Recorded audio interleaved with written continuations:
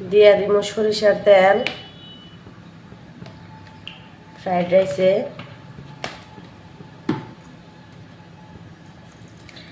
কাঁচামরিচ পেঁয়াজ কুচি দিয়ে দিলাম।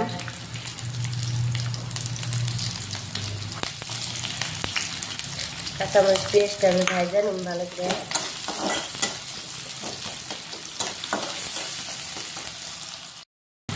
দিয়ে দিব পেঁয়াজের পাতা,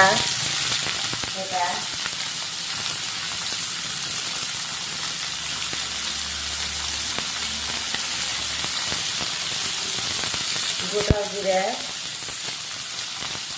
পেঁয়াজের পাতাটা আমি ভাজা নিই।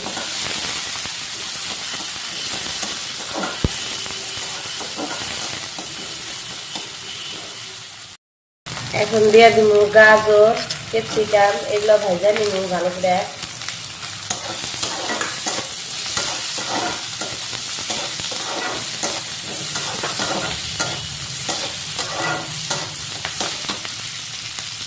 দিয়ে দিব অল্প লবণ স্বাদ মতো।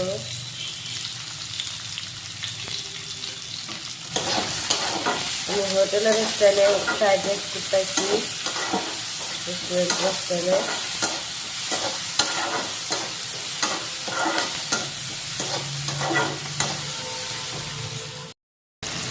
দেখেন যে ভাজা কমপ্লিট হয়ে গেছে।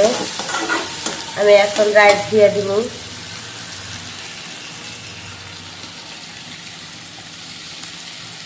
ভাতটা দিয়ে দিলাম।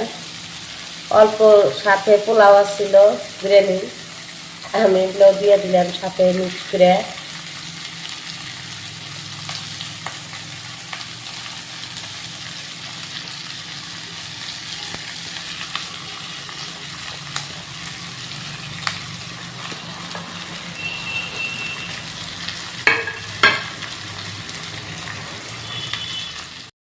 এখন মশলা দেওয়ার পালা। আমি অল্প নাইড়া ছেড়ে নিলাম। যে দিয়ে দিব ধনিয়ার গুঁড়া সামান্য পরিমাণ। আমি অল্প অল্প মশলা খাটাই ফ্রাইড রাইসে। শুকান মরিচের গুঁড়া, হলুদের গুঁড়া, আর পরিমাণ মতো আর অল্প লবণ দিয়ে দিব। লবণটা কম দিছে। ভালো করে নাইড়া নিব।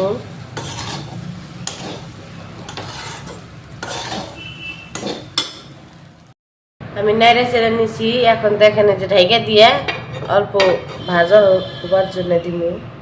ভাজা হোক তারপরে দেখাই। এই যে দেখেন ফ্রাইড রাইসের কি অবস্থা।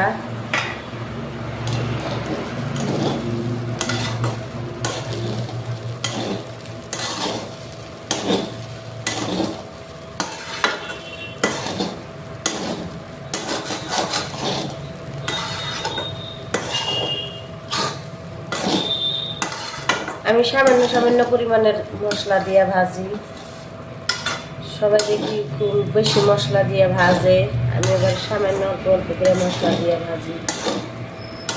আমার কাছে টেস্টটা বেশি। আমি যখনই ফ্রাইড রাইস করি তখনই আমি ক্যাপসিকাম, গাজর, মটরশুঁটি, আজকে আমার মটরশুঁটি নাই, আর মটরশুঁটি দিলাম না।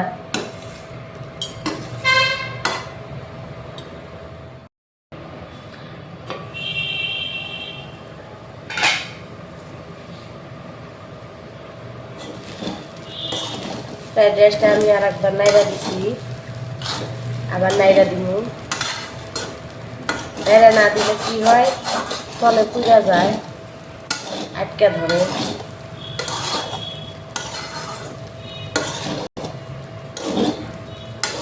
আমি ধনিয়ার পাতাও দিই, আজকে ধনিয়ার পাতা দিব না। ধনিয়ার পাতা আছে, এখন ধনিয়ার পাতার ওই রকম ঘ্রাণ নাই, ঘ্রাণ নষ্ট হয়ে গেছে। প্রথম প্রথম যখন বানাই ধনিয়ার পাতা খুব ঘ্রাণ থাকে, তখন খুব ভালো লাগে। এমনি আজকে আর দিব না, আজকে ঘ্রাণ নষ্ট হবে, ভালো লাগে না, ঢেকে দিলাম। আবার আমার ফ্রাইড রাইস ভাজা কমপ্লিট হয়ে গেছে। কালারটা কত সুন্দর আসছে। ভালো লাগলে লাইক কমেন্ট শেয়ার করবেন, আমাদের জন্য দোয়া করবেন। আর কষ্ট করে ভিডিওটা দেখার জন্য ধন্যবাদ। এই যে দেখেন কত সুন্দর হয়েছে কালারটা। আসসালামু আলাইকুম, আল্লাহ হাফেজ।